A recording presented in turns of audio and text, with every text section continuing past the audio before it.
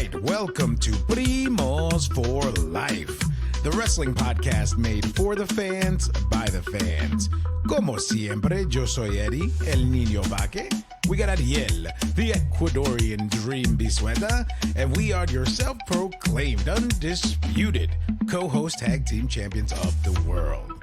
In tonight's episode, we're kicking things off with some quick call-outs from NXT, AEW, and TNA that you don't want to miss. Then we dive into a full recap and review of this past Friday's SmackDown from May 16th. We discuss the big moments, standout matches, and everything in between. So, como siempre, sit back, grab a snack, and let's get it on. Como estás, primo? I know you're happy with your Knicks jacket on. What? It is unbelievable to be a Knicks fan right now because for the first time since 1999, say 25 years, the Knicks are going back to the Eastern Conference Finals. Congratulations, New York Knicks. Congratulations, Knicks fans. We've been waiting for this for so long, or even just a decent team. This whole thing is still tripping me out. But yeah. Congratulations. I'm excited, brother. I'm here. I'm amped. SmackDown was, a solid episode. I'm ready. I'm ready. Oh, we're ready. Yeah, man. It's been a fantastic week. I was able to catch up on a couple of other things that we'll jump into as far as like quick call outs for NXT, AEW, and TNA, and then we'll definitely jump into SmackDown. But man, to go back to the Knicks comment, yeah, you're right. It's wild because I've only been catching the highlights. I do not want to watch because the moment I start watching, I feel like it goes downhill. So I'm going to do everybody a favor and not watch. So yeah.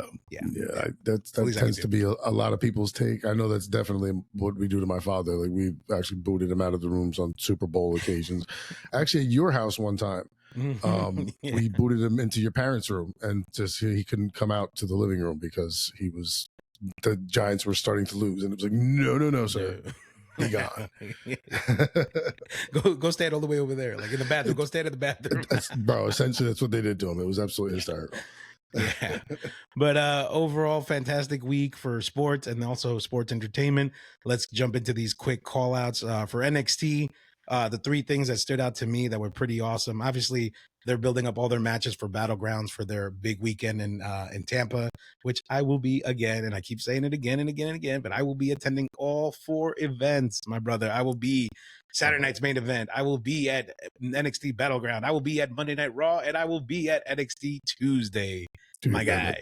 That's muchos cosas, man. That's like, hey, man. Man, you are Wrestling Jones, dude. Like I'm not worthy, man. It's you have fun. You have a great ass time. At some point, though, the wrestling lag is gonna hit you. Like you'll be like halfway through Raw, you're gonna be like, okay. It's gonna get to a point where, like, when we record the following week, I'm gonna be like, "What?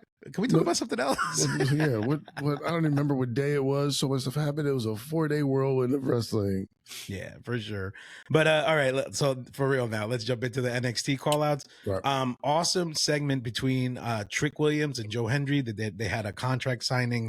It was really cool. They really up the stakes on how important this match is because it is a TNA World Heavyweight Championship title being, defended on a WWE or NXT rather, but brand, and it's making history. And I'm really, they really made it like big fight feel. So I'm super excited.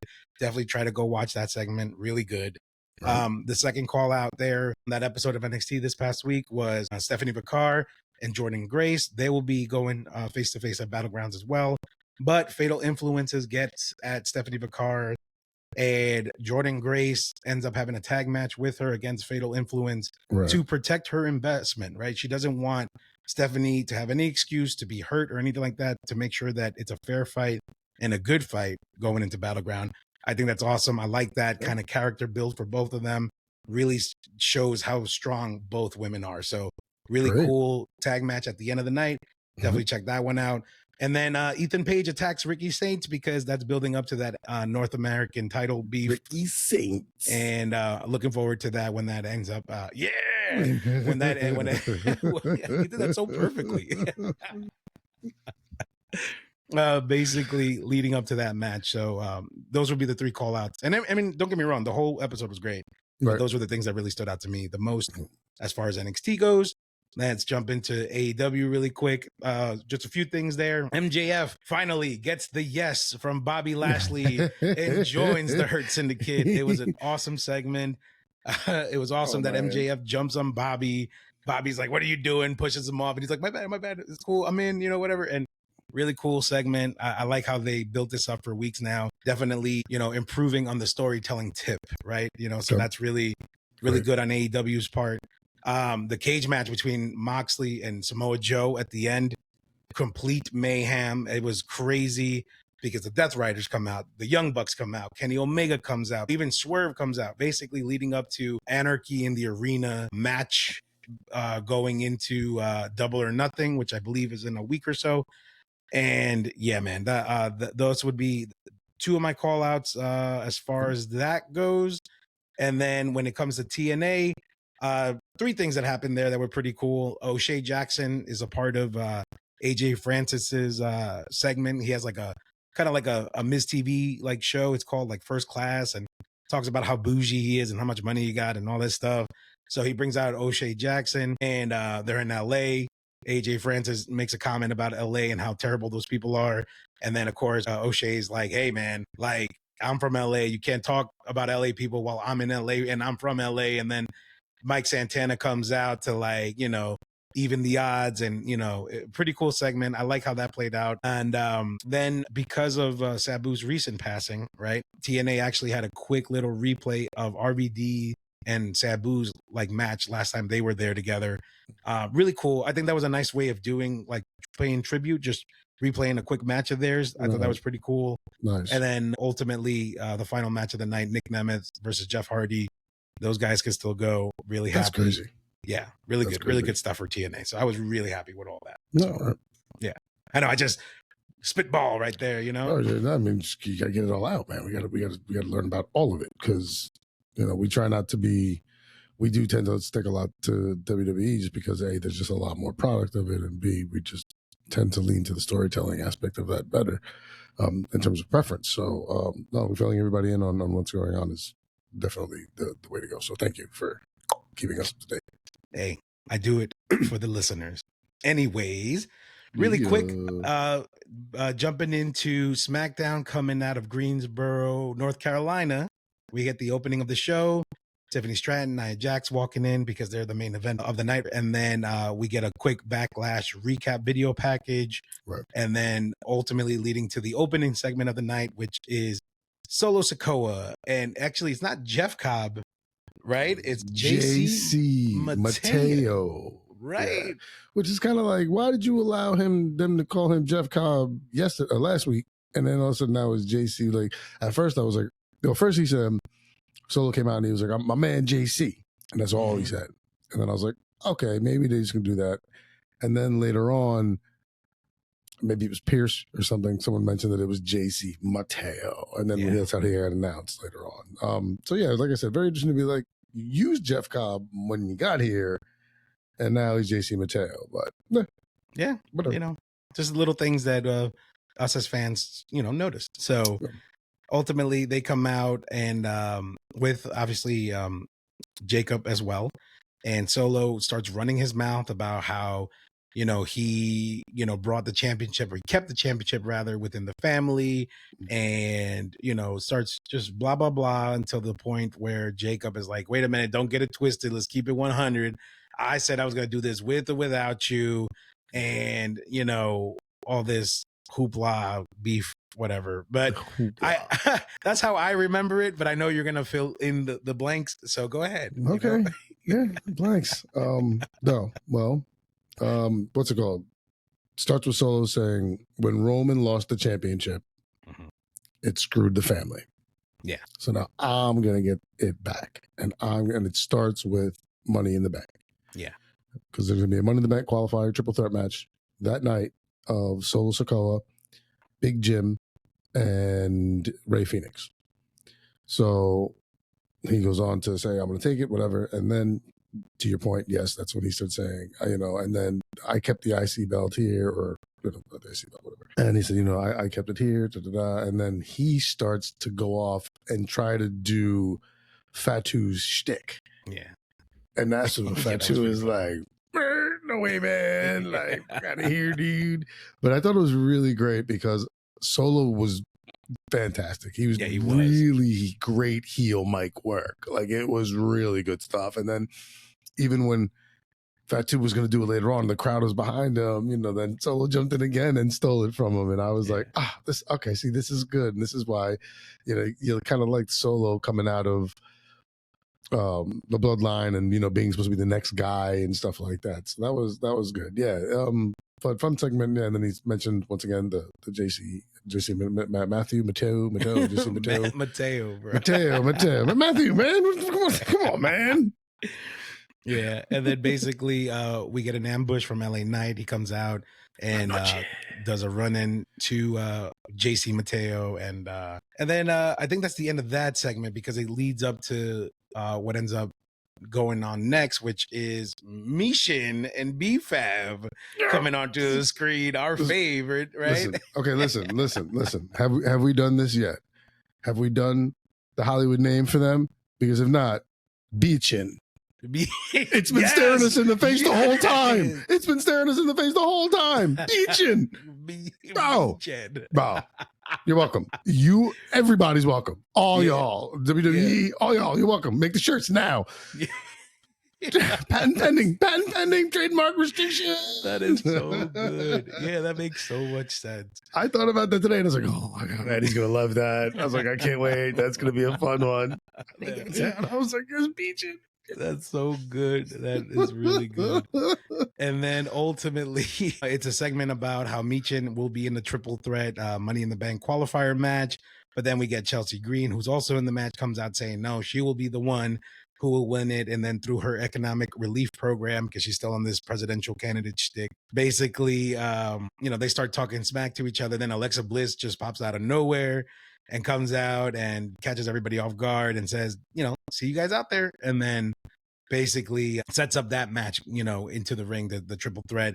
And what I will say about that match, it was really nice to see her back in the ring because although I feel some type of way about Charlotte coming back and Becky coming back, I don't have that same attitude towards Bliss. So really happy to see her in the ring for sure. Yeah, I think I agree with you in that I'm not annoyed to see Bliss come back the same way we've been with when Becky and Charlotte comes, but I think it's because she comes back and it's not going to be that major, just thrown in front push like it's going to happen like right now. Now, she won the qualifier to get into Money in the Bank. They're going to have some build to Money in the Bank, and then she's supposed to win Money in the Bank, assuming they do want to give her like a very strong push very quickly. But these are all things that still have to happen. So you have the ability to long play this a little bit more than you do with Becky and Charlotte, which I think once again is part of our annoyance factor when it comes to that. But yeah, no, great. It was a solid outcome to the match. The match itself, there were some sloppy parts. There was a couple missed shots. Michin was supposed to do like a missile dropkick through the rope, completely missed Chelsea Green, but like Alexa Bliss hit her, so kind of worked out. There was as I have it written down, the longest tornado DDT ever. From Alexa Bliss to Michin. Like, you're just watching the setup and I'm like, oh man, holy cow. She hasn't even gotten to her head yet. Like, it was very long. But at the end, Alexa Bliss with her sister Abigail DDT, which is really cool. I thought great finish. The right person won, especially because at one point, Michin said to B-Fab, if I win Money in the Bank, I'm going to use it so we can get like the tag title shot. Like, what? Yeah, and that's Beachin right there. So yeah, so I like the Alexa Bliss win. Thought it was great. Glad to see her back. Yeah, I agree with you 100% on that. That's fun. That's great. Yeah, for sure. And then the next segment, we get a replay of Fraxium's hot streak and their win against the Street Profits, which basically leads into Fraxium versus DIY for their match. Honestly, fantastic match. This is a tremendous way to showcase both teams, and it just further proves and further shows how great the tag division is in SmackDown. I mean, it's so good. It's kind of ridiculous. It's kind of ridiculous. They're 6 or 7 solid teams like truly solid teams there, like a good 6 or 7, like, which is why I'm wondering why can't you just move like 2 of them over to Raw, right, and bounce a little bit of bounce, because you're still dealing with the War Raiders and the American Made and Kofi and Xavier, but other than that, it's so depending on who the Judgment Day is, maybe you count them, whatever. But yeah,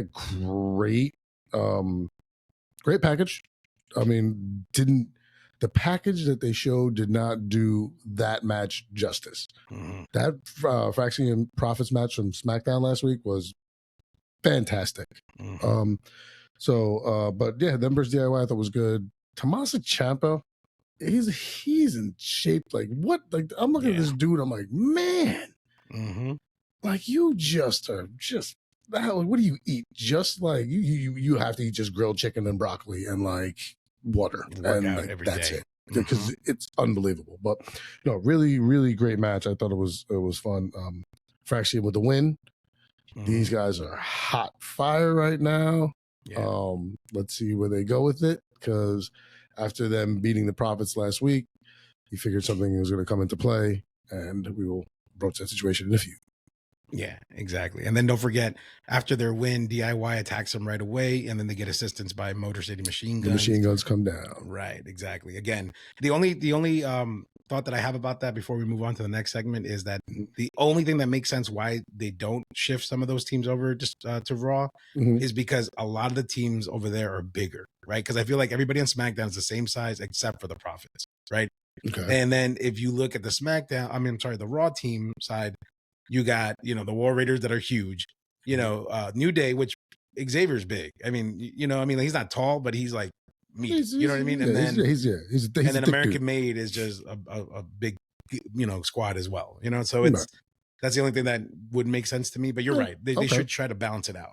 Just send 1 or 2 over there, just send Pretty Deadly and somebody else.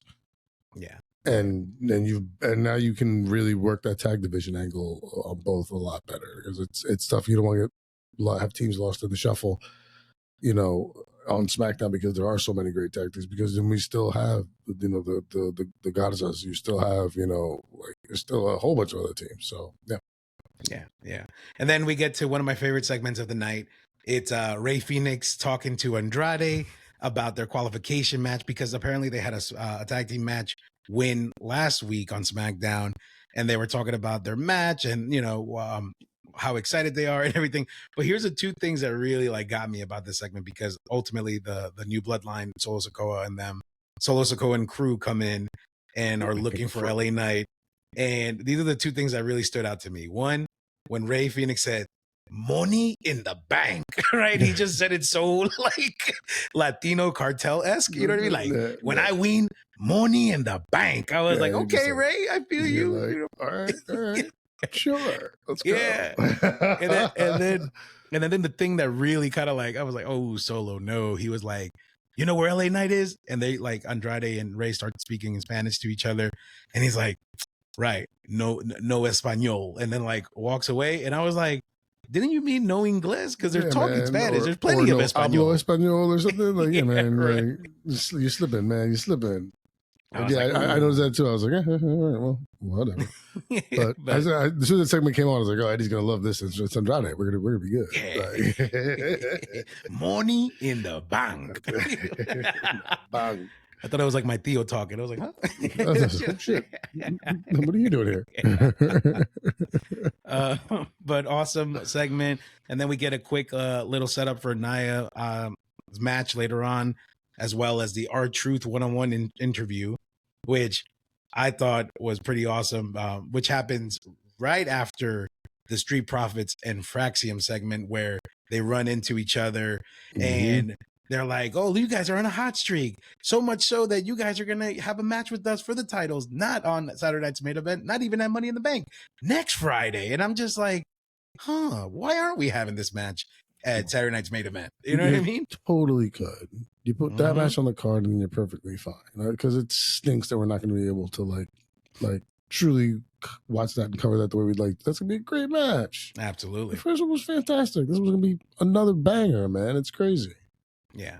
I was a little upset with that, but I guess, you got to keep the SmackDown momentum going, because honestly, I was a little upset with it first, but then I thought to myself, yeah, but Raw and SmackDown's really been on point. I mean, regardless if SmackDown's 3 hours long, I feel like once they go back to 2 hours, it's just going to be just up to par with Raw, because it is entertaining. I mean, I enjoyed this episode for sure. You know what I mean? Right. So I get it, you know. But then we move on to the R-Truth interview, which basically he's gonna have a one-on-one with Wade Barrett. I was like, oh man, please let this be as good as it can be. Like, please. Yeah, and it was. I enjoyed it. I was entertained.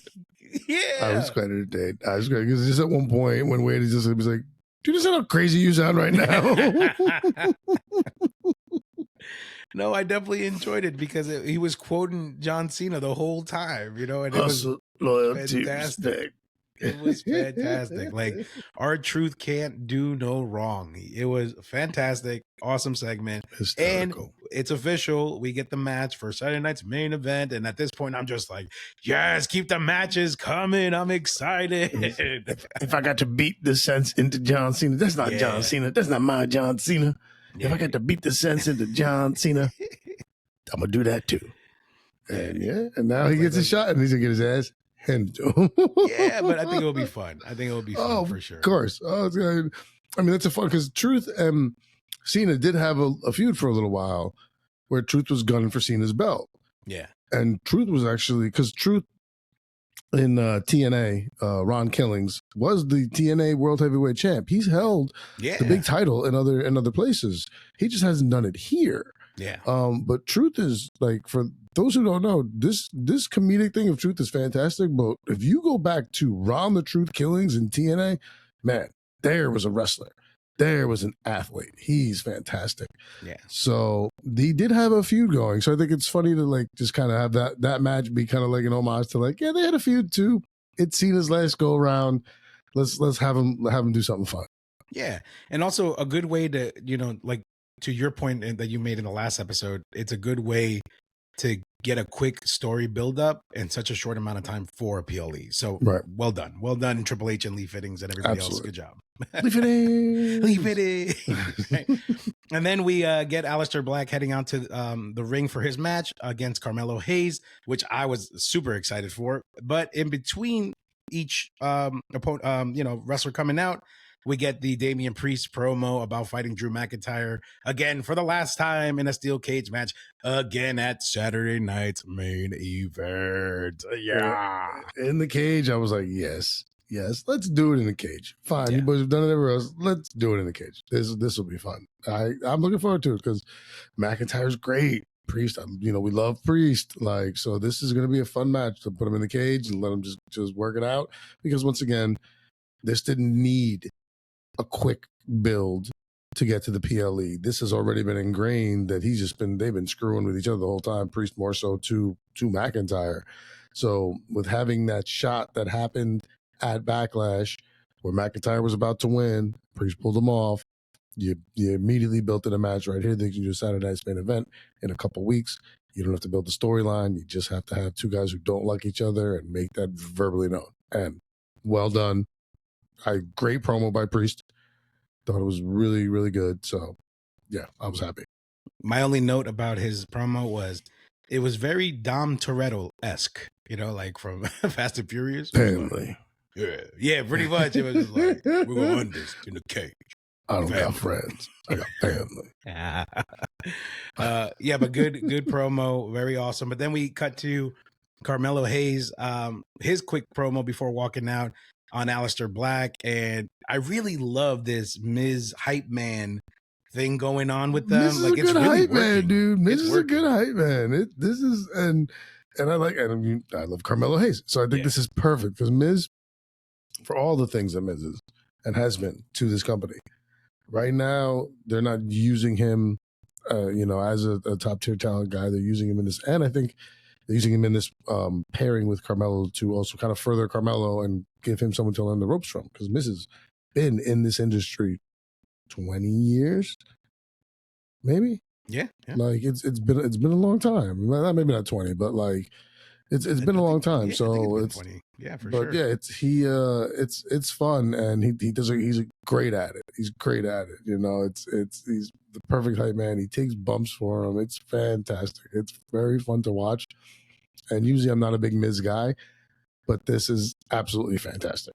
Yeah, and a great match between both. I mean, I told you in the last episode, I'm really looking forward to this matchup, and I'm happy to see that Carmelo Hayes looks really comfortable out there, especially with someone as experienced as Aleister Black, because Right. the guy at this point, he's a vet as well, and I think everything that they did in the match was up to par based on athleticism, speed, everything, and then at first I was kind of pissed that Miz interfered, causing the disqualification. Right. But taking a step back, I was like, okay, it saves it for now because they both don't lose technically.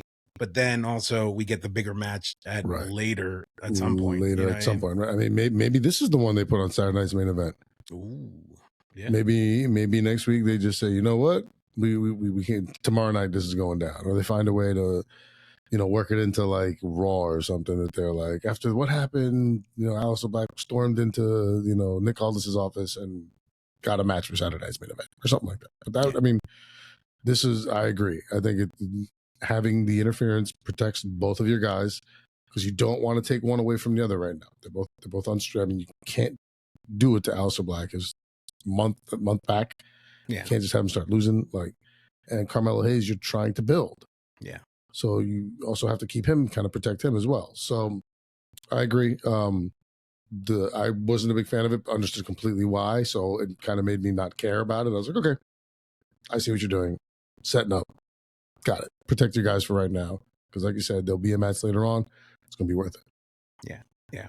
And then we get the Alexa Bliss segment about winning the Money in the Bank qualifier match, and then gets distracted by seeing Charlotte in the hallway. They talk about how they were friends at one point, because back in NXT, she was kind of like a mentor. And of course, Charlotte being Charlotte is very heel. She's very like heelish rather. And she's just waiting. I don't remember that at all. Yeah, right. I'm like, girl, you do. Stop playing. What's wrong with you? Yeah. But, and then this was a huge surprise, because then we see Julia come out of Nick Aldis's office. And Nick is like, you're looking at the newest member of the SmackDown roster. And then real quick, before we end that segment, I saw this and I was like, wait a minute. First of all, are we not having a draft anymore? Is that not a thing? I mean, at this point, the draft was what? Wasn't the draft like 3 months ago? I mean, you're calling people up. You got to just find a way to move them on, unfortunately, because you have to. You have to lock them into a show, and sometimes, when it comes to call-ups from NXT and stuff like that, you can't have them in the draft because the draft happened not too long ago. So, yeah, I get what you're saying, but there should be some kind of more of a I don't want to say a storyline about like a free agency or something like that, but should be kind of something fun there. But I mean, I'm happy either way, because I've become such a huge fan of Julia. Yeah, like man, she's moving up with a missile on my female superstars list. Like she's dope. Yeah. But it just kind of got me thinking, because I was like, okay, wait a minute. She just is a new signee to SmackDown. And then also one of the commentators, when JC Mateo was out, he was like, yeah, one of the hottest free agents is now on SmackDown. And I was like, so we're just signing people left and right. We just, Nick Aldis just got a budget to do whatever he wants. Shit, why not? No, here's the checkbook. Like, Eric, don't do what Eric Bischoff did, please. Well, no, I think also this once again also points to your point last week that we talked about, where her and Perez were still being referred to as NXT. Yeah. Now she's officially signed to SmackDown. So that's why I think they were doing NXT from NXT from NXT from NXT. And now locked in. Yeah, makes sense. But then to finish off that segment, Charlotte walks into Nick Aldis's office to talk about Money in the Bank, and which we later find out what gets locked in. But then we see the Tiffany versus Nia promo, how she cashed in on her, that whole story, and why we're having this match to begin with as a main event. And then we get Drew McIntyre coming out to the ring to respond to Damian Priest, tells them that the vortex that they've been in for the last year is the thing that makes him relevant, and that he's obsessed with me. And I was just like, hop off, dude. All right. Damian Priest got a street named after him in the Bronx, New York. All right. Drew, you ain't got no street. You ain't got nothing. All right. No, they're gonna rename fucking. Where's he from? Scotland. They're gonna rename Scotland as McIntyreland. All right, what are you talking about? It's gonna be crazy. No, fun promo. Like I said, two guys who could just be angry and just come out. And McIntyre's great on the mic, giving a quick 3 minutes. And I say quick 3 minutes, like that's quick when you're standing on a mic in front of 12,000 people. Yeah. But no, he's solid. I thought it was what you needed to do also to sell the match. Like, okay, you wanted this, you called me out like on a video package. Well, I'm coming right now and telling you it's going down. I'm ready. I'm gonna put you away because I'm, like you said, I'm the only reason you're relevant. So I'm just gonna finish you and be done with this. I hope Priest smokes this boy so bad, but it's not going to happen. If anything, it would be a tight match, but it's definitely going to be a tight match. I mean, this is amazing, but I'm hoping for Priest. I'll tell you right now, my fun booking pick is going to be Damian Priest. I'll do it right now. There you go. No, I agree. I agree. And one of my notes that I put down for this segment, based on the episode thus far, was good way to close up some stories or create some stories before heading into Saturday night's main event, but then also leaving things open for Money in the Bank and SummerSlam going forward. So definitely a cool way to, of doing things. I'm very happy with it so far. But then we get Solo Sikoa coming out, interrupting Drew McIntyre's walkout because he's about to jump into his qualifying match against Rey Fenix and Big Jim, and for the men's qualifying match. And pretty solid match, very entertaining. Solid match. Couple things. Okay, let me have it. Let the world have it. This is pre-match. This isn't even match. This is pre-match. Mm-hmm. Okay, Solo comes out, flanked by Fatu and JC Matthew. And McIntyre stops, and you tell he looks at Fatu, looks at the belt, and then like Sikoa puts his hand, like, nah, back it up, let him out. We got things to worry about here. Mm-hmm. Fine, cool, great. Big Jim, props to WWE for giving him that little spot in front to talk before he came in. Like, okay, we're gonna try and see if we can push him. Let's have him say the thing. Get that, cash that, be that. Like, okay, cool, fine. Rey Fenix. I don't like that they have just taken the same mold for Penta's name and have just written Phoenix in there. Because if you look, it's similar. It's the same mold. It's just different letters. Right. I don't like that. But that's on purpose, though. Give me his own thing. No, that's on purpose. They're not the Lucha Brothers yet. And this is going to be, I'm annoyed when it happens because it's going to happen soon because unfortunately, Rey isn't getting a lot of traction on SmackDown now. He's performing in great matches, but Penta's been winning. Yeah. And Penta's hot. Yeah. And I don't want to see a cool down on Penta in this Solo push. Do not.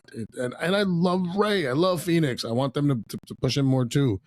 But I understand, rough spots, things like that. But so that was prior to the match. Match was good. I mean, the proper person won. Mm-hmm. Solo won, and that makes total sense because if you're playing this bloodline angle and eventually you're going to have this blow up with him and Fatu, and when it happens, it's going to be glorious. Yeah. But when does it happen? Does he win Money in the Bank and come after Fatu's belt? And then say, you know what? I don't need to watch it. I got to take that from you so I can show that I'm still the guy. Who knows? But the right person won. Solid match. Quite content. Yeah, no, I agree. I was definitely entertained with the match. A lot of great spots. And then towards the end, after Solo gets the win, what I liked and didn't like about it, because I didn't know how to feel about it until it happened, was after Solo gets the win, we get LA Knight coming out, starting up a ruckus again, and then Nick Aldis is like, you know what? LA Knight is gonna go against JC Mateo, and it's gonna happen right now. And I'm like, dude, he's not even in ring gear. Like, he's in jeans and a V-neck. I'm like, let the guy Yeah, man. You know, hey, he's the enforcer, man. Those are fighting clothes, bro. You've seen Lionheart. You've seen, all these street fighting movies. Like, yeah, man. Van Damme fighting in a pair of jeans and a gray shirt. You're like, yeah, I totally believe this. I totally do. Right. But yeah, no, it was great for to be able to have the debut of JC Mateo in terms match wise. What's happened, with this and that backstanding moonsault was for a man of that size to be able to do that and clear it and not be like he's going to break his neck. Yeah. Like to clear that the way he did was like, holy crap. Like that's absolutely unbelievable. But no, I think in terms of, because you also got to remember that the reason Solo won that is because the boys got involved. Right. And, so they took away, Phoenix hit JC Mateo or whatever, and then was celebrating just long enough to get Samoan spike. So that played in there too. But so La Noche coming down and inserting himself again, I thought was fine. And once again, a great way to have this beginner match. Long way for me to get to the exact point that I started with. Yeah, no, but but that actually is funny because I put that in my notes too. I was like, that standing moonsault was wild. The fact that crazy. The guy is brutal strength and like, yeah, man, it definitely turned out to be a great match. Yeah. And overall gets the win due to Solo Sikoa distraction at that point. Right. But no, super good. I mean, like, I just was a little caught off guard. I was really invested this episode, and I was like, "What? No, but okay, I'm cool. I'm good." That's why we talk about these things. You know what I mean? Get it all out. It's like therapy, man. You gotta get it out. Sometimes you just gotta say it out loud, and then it's gone. Exactly. But then we get a replay of last week's SmackDown with Andrade and Rey Fenix getting the win over Berto and Angel Garza. And then Santos just going off on Berto in the ring. And for the last time, because Berto's like, no me jodas, way. I mean, that's what I think he said. And he just like slapped his hand out of the way and just walks out. So that's what I think he said. Not 100% sure, but no me jodas, way is sure. Yeah. I see now. I saw it. I'm like, okay. Like I was half in and out because I'm sitting there. I'm like, okay, wait, paying attention, and then something happened with Apollo behind me. And I'm like, okay. So I didn't. So now I have to go back and see. Now I have to like phonetically lip read and see what he says because if No Me Jodas Way comes out, then that's going on the t-shirts from now on. It's Primos for life, and then right underneath it, No Me Jodas Way. Like, but then ultimately leading to the Santos and Angel Garza segment in the locker room about trying to bridge the gap between them and Berto because he's been unreachable at this point because obviously he's upset. And it's very important that we bring him back home, Santos' words, because ultimately there's an opportunity that's going to be presented and they want to talk about it over a sit-down fancy dinner. I didn't say fancy, but I just assume it's a fancy dinner. Like no me jodes, like so just assumptions all over the place. Yeah, exactly. I mean, the guy was wearing a nice suit, so I was like, oh, it's fancy. Right, he's not going to be going to the hot dog vendor with the suit on like that, right? Okay. Exactly. So, and then he said something very like cryptic. He was like, "It would be ashamed if all of this would be ruined by one person's selfishness." And like all up in Angel's face. I'm like, dude, back off. Like, let him breathe. Santos is the selfish one, which is awesome. Like, I love Santos. I love this whole thing. I wish they did more with it. I'm not sure where it's going, but I wish they did more with it. Like, because Santos is great. The Goddesses are fantastic. Like, yeah. And once again, to our point a couple times ago, we were speaking about it. It sucks that you have to, you use your Latinos against your Latinos and you keep your luchadors against each other. But the speed these guys moves and the way they do things are absolutely fantastic. They need to find a way to do this more, which is kind of the annoying factor of SmackDown going down to 2 hours. Like we said, you're going to have to trim things, and I have a feeling things like this are going to get lost in the shuffle, and it's a damn shame. Yeah, agreed. Definitely agree with that. And then we get a surprising Shinsuke Nakamura promo. Awesome Japanese subtitle stuff. But I was like, why is he coming out of the fold out of nowhere? But then I realized later on in the promo, oh, this is a call out to La Noche and Aleister Black for their triple threat, qualifying match for Money in the Bank for next Friday. Mm-hmm. Which, once I saw the banner, the visual, I was like, oh yeah, this is gonna be a good match. Like I'm looking forward to it. That's gonna be fun. That's gonna be fun. I really like Shinsuke Nakamura, man. Yeah. I'm really annoyed that he keeps getting lost in the shuffle of things. Yeah. And he's not nearly as big as he could be. I mean, him in New Japan was just Yeah. man. Yeah. And you know what? And now that you mentioned that, like, I was really, really upset the way that when he won the Rumble and went against AJ for the belt. I was really upset on how that ended because I wanted Shinsuke to win.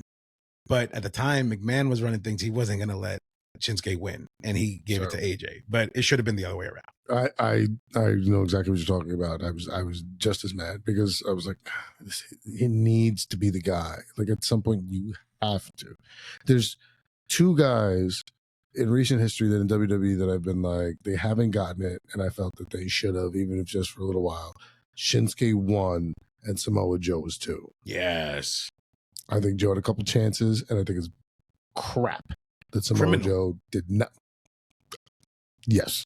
That Samoa Joe, man, he's just man. Yeah, I love Samoa Joe. So yeah. It's annoying. So, but in that Shinsuke vein, like these are the two guys that I'm like, at some point you should have. I mean, because you can always go back. Booker T should have had it. Yeah. You know, he had a feud with Hunter, and he should have beaten him there. Like, but there was no way Hunter and Vince were gonna let that happen. Yeah. Like, so, you know, but hopefully Shinsuke wins, and it's gonna be like I agree with you. This gonna be a hell of a match. Aleister Black, Shinsuke Nakamura, and La Noche. Man, come on. Yeah, and then we get the next visual, which is Julia versus Charlotte versus Zelina Vega, which is another triple threat qualifier match that I'm looking forward to because it's like, whoa, what do we do at SmackDown? I'm quite excited. Yeah. I love Zelina Vega. I'm becoming a fan of Julia and Charlotte.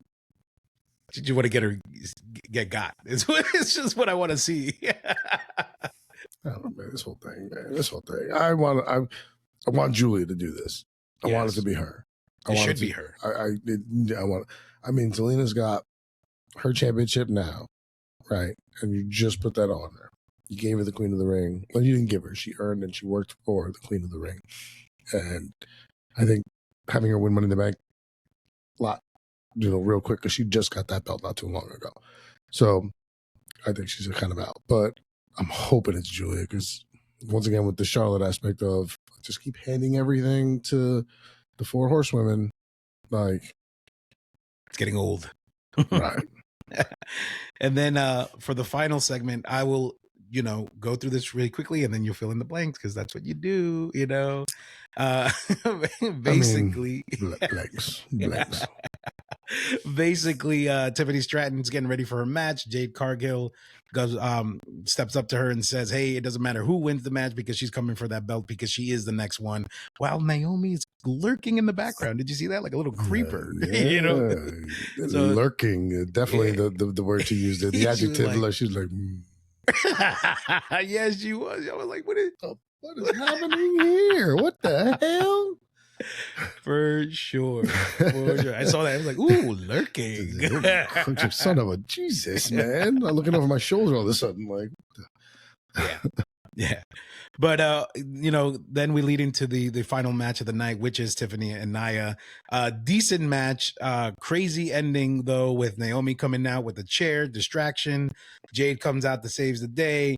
And then ultimately, the best part of the night, and I hate to say this, but like, Tiffany Stratton just cracking Nia Jax in the face with the chair because that looked rough. I had to rewind it like 2 or 3 times. I'm like, oh, dang, she really got her. It was rough.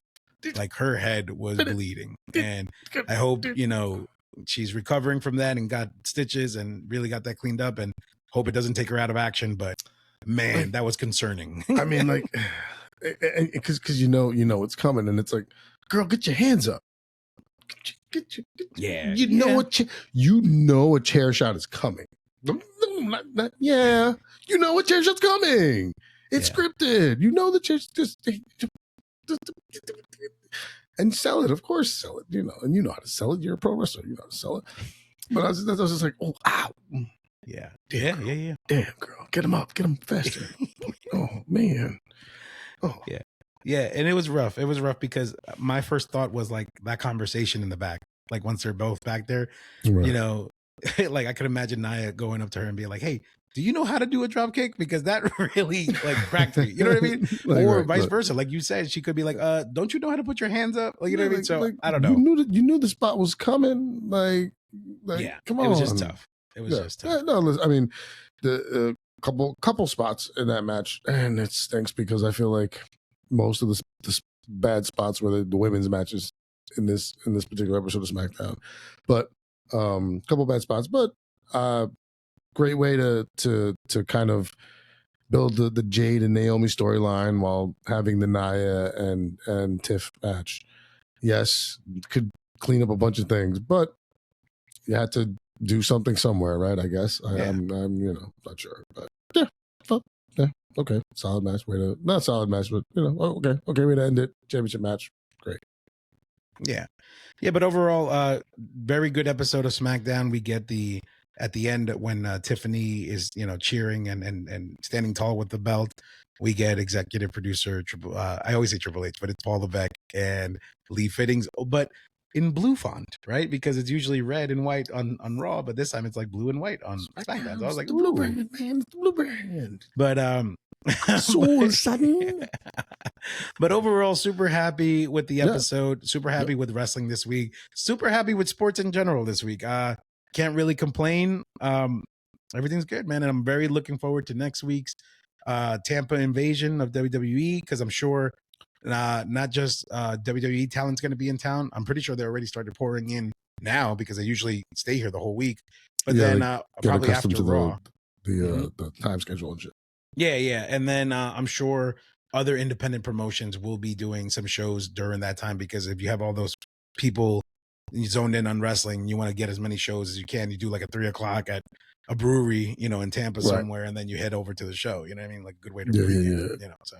That's you look for everything you can find, man. Just keep apprised of those message boards, wrestling message boards and stuff like that. And yes, keep us posted, please. Let us know. See what's going on, please. If anything is happening, Eddie's going to be there. And then also when SummerSlam comes here, I just saw tickets for was it FanFest or whatever? Fanatics. Available, and I'm like, oh man, I gotta see how much this costs. It's in my backyard. The Javits. I can be at the Javits in 20 minutes. Like it's so. But hopefully you have a good time. You see a couple people. Maybe get a little Primos for Life shot with them, and the pictures and everything. That's right. Hold up the shirt. That's right. Eddie's working on some shirts, some hats. He's working on mock-ups and draw-ups and things like that. Ooh. So anybody who said, hey, you know what, we'd like a shirt. I mean, we're prepared to pay, but the shirt, but who knows? I'm getting the shirts. Hopefully, because once again, as I said, things are coming down the pipeline. We're always working to get bigger, better, and do more things to keep this podcast going and keep the fun rolling as we're constantly laughing and smiling whenever we have these tapings. And Eddie, we're gonna be talking a lot next week because it's 4 nights of straight stuff. So I mean, you're gonna be really tired because I'm gonna be like, all right, as soon as you're done, let's tape.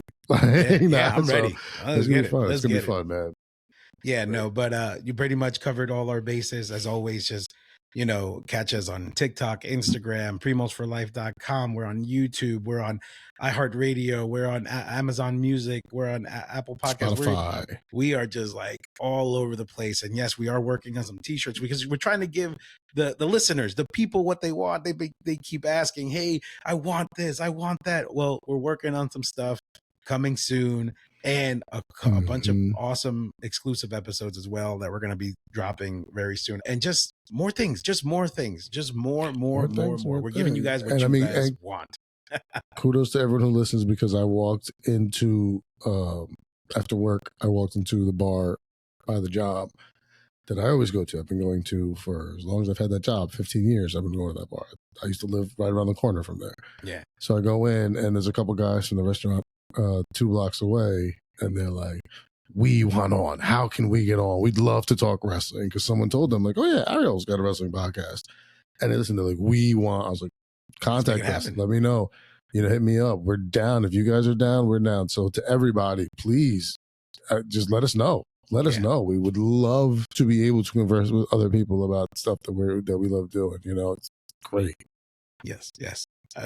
I second all of that. Pero it's about that time, and Primo, como siempre, you know what you gotta do, man.